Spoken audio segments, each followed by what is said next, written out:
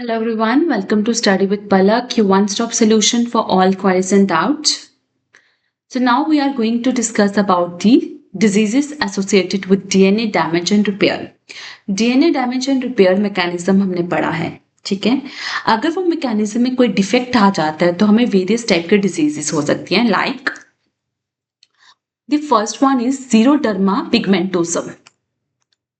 जीरोडर्मा pigmentosum, तो xeroderma पिगमेंटोसम एक autosomal recessive condition है, ठीक है, जहां पे ये जो कंडीशन है तभी होगी अगर दोनों पेरेंट्स या म्यूटेटेड जीन को इनहेरिट करते हैं। और ये डिफेक्ट कब आएगा, ये डिजीज या डिसऑर्डर कब होगा, जब आपके न्यूक्लियोटाइड एक्सेशन रिपेयर जो पाथवे था, ठीक है, जो स्पेसिफिकली क्या कर रहा था, अगर कोई डैमेज यूवी लाइट की वजह से होता है, थाइमर डाइमर्स बन रहे थे ना, डाइमर्स वगैरह बन रहे थे, ठीक है, तो वो डाइमर्स को रिपेयर कौन कर रहा था, न्यूक्लियोटाइड एक्साइशन रिपेयर मैकेनिज्म जो है उसको रिपेयर कर रहा था। बट अगर उस मैकेनिज्म में कोई डिफेक्ट आ जाता है तो आपका जीरोडर्मा पिगमेंटोसम होगा। और वो डिफेक्ट किसकी वजह से होगा, एक्सपी जीन्स में म्यूटेशंस होने की वजह से होगा और आपके थाइमर डाइमर्स जो है रिपेयर नहीं होंगे। तो ये एक ऑटोसोमल रिसेसिव इनहेरिटेड डिसऑर्डर है, ठीक है। इसमें क्लिनिकल फीचर्स क्या होंगे, सीवियर सनबर्न हो सकते हैं, आपके जहाँ पे सन एक्सपोज्ड एरियाज हैं वहाँ फ्रेकल लाइन स्पॉट्स जो हैं वो अपेयर हो सकते हैं, स्किन जो है अनयूजुअली ड्राई हो जाएगी जिसको हम जीरोडर्मा बोलते हैं, ठीक है। देन आपके डिस्कलर्ड स्किन हो जाएगी, मतलब लाइट एंड डार्क पैचेस जो हैं स्किन पे अपेयर होना स्टार्ट हो जाएंगे।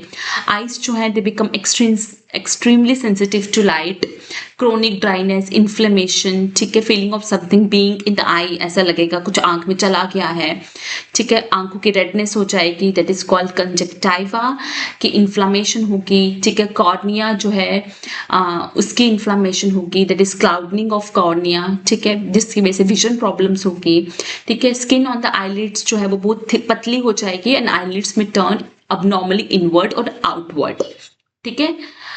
देन है अटैक्सिया, टेलेंजेक्टेशिया, ठीक है, ये किसकी वजह से होगा, अगर आपका जो double strand break repair mechanism था उसमें कोई डिफेक्ट आता है, एटीपी काइनेज पाथवे, ठीक है, उसमें कोई डिफेक्ट आता है तो होगा। इसमें क्या होता है, एटीएम जीन जो है उसमें म्यूटेशन होती है, उसकी वजह से जो आपका DNA damage repaired double stranded break repair mechanism है वो आपका डिफेक्टेड हो जाता है, ठीक है।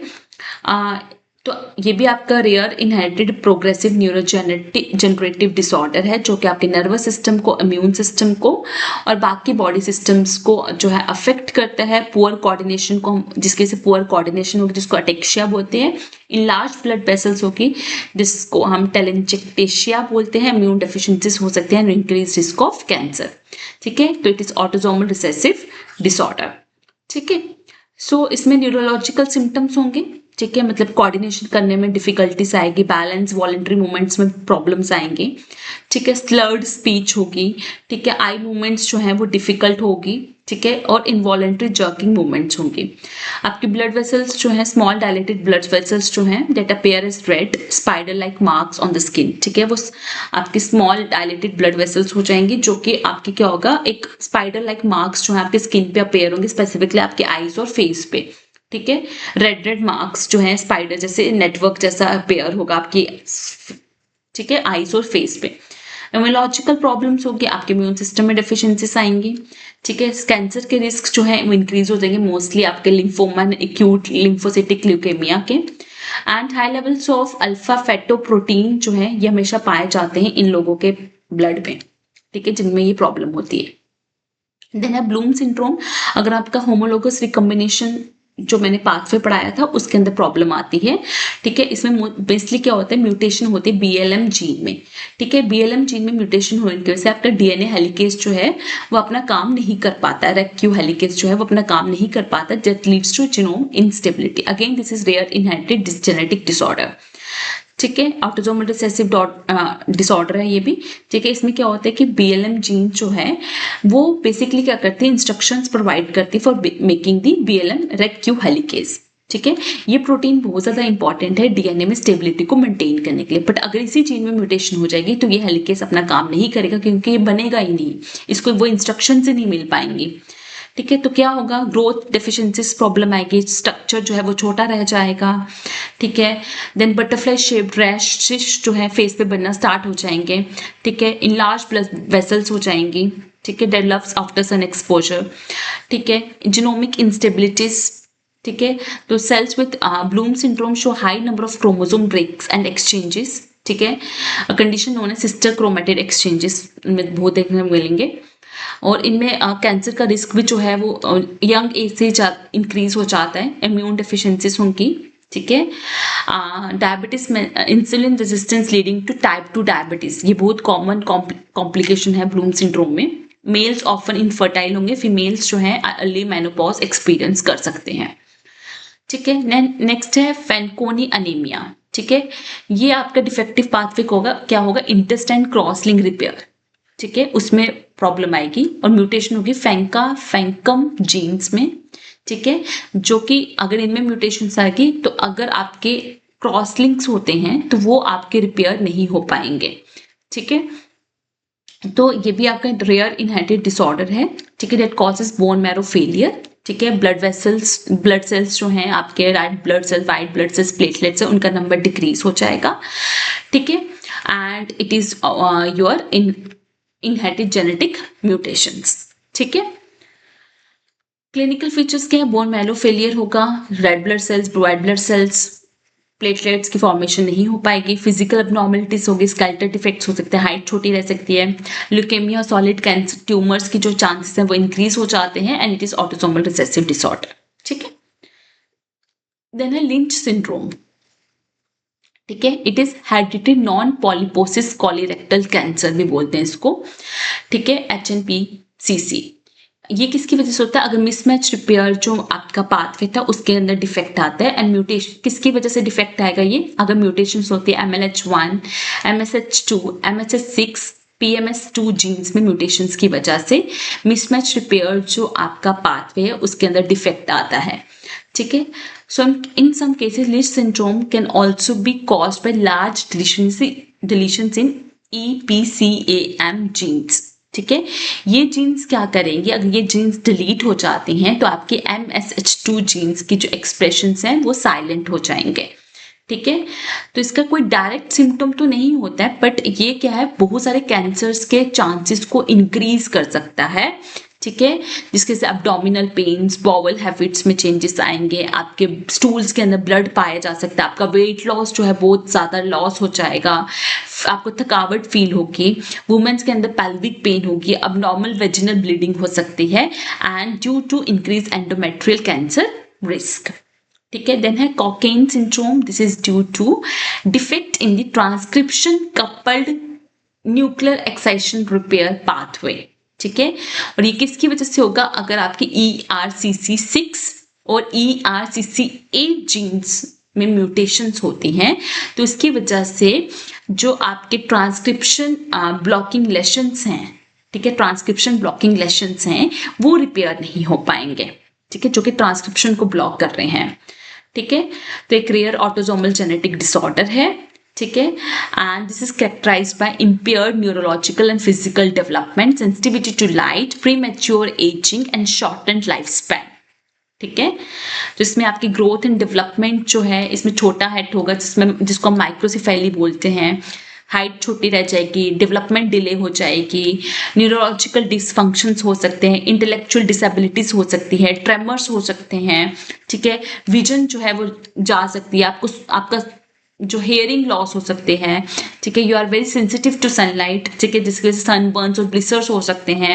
एजिंग जो है वो आपकी एक्सेलरेट हो सकती है। आइस जो है छोटी हो सकती है, प्रोमिनेंट नोज, बड़े बड़े लार्ज ईयर्स जो है डेवलप हो सकते हैं।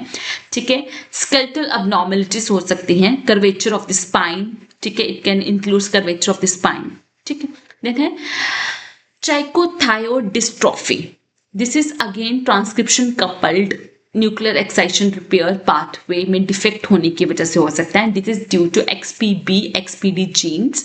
ठीक है, इसमें ब्रिटल हेयर्स होते हैं ड्यू टू सल्फर डेफिशिएंसी। ठीक है, तो इसमें ब्रिटल हेयर्स होंगे, मतलब स्पार्स ड्राई हेयर्स होंगे। ठीक है, ड्यू टू सल्फर डेफिशिएंसी। ठीक है, क्योंकि आपके हेयर्स के लिए सल्फर कंटेनिंग प्रोटीन्स जो है इंपॉर्टेंट होते हैं हेयर्स की स्ट्रेंथ के लिए। ठीक है, तो जब when viewed under polarised light microscope, ठीक है, हेयर्स जो है they show tiger tail banding pattern जो है हेयर के अंदर जो है वो शो हो रहे थे। ठीक है, then this is linked to mutations in genes that are part of TF11H protein complex. ठीक है, जो कि इंपॉर्टेंट है डीएनए के रिपेयर के लिए, बायोन्यूक्लियोटाइड एक्साइटेशन रिपेयर मैकेनिज्म्स के लिए जो भी प्रोटीन कॉम्प्लेक्स रिक्वायर्ड था उसके अंदर म्यूटेशंस पाई गई हैं। एंड मेनी इंडिविजुअल्स जो हैं they are very sensitive to light, ठीक है, जिनकी वजह से उनको स्किन रैशेस हो सकते हैं and dry scaly and sometime reddish skin जो है वो इसमें अपेयर हो सकती है। This is called as ichthyosis. ठीक है, देन है Nichman breakage syndrome. This is again double stranded break repair mechanism में डिफेक्ट होगा, ATM रिलेटेड ही है ये भी, जैसे पहले भी पढ़ा था। ये होगा NBN जीन में म्यूटेशन की वजह से, जिसकी वजह से डिफेक्टिव रिपेयर होगा डीएनए ब्रेक्स का।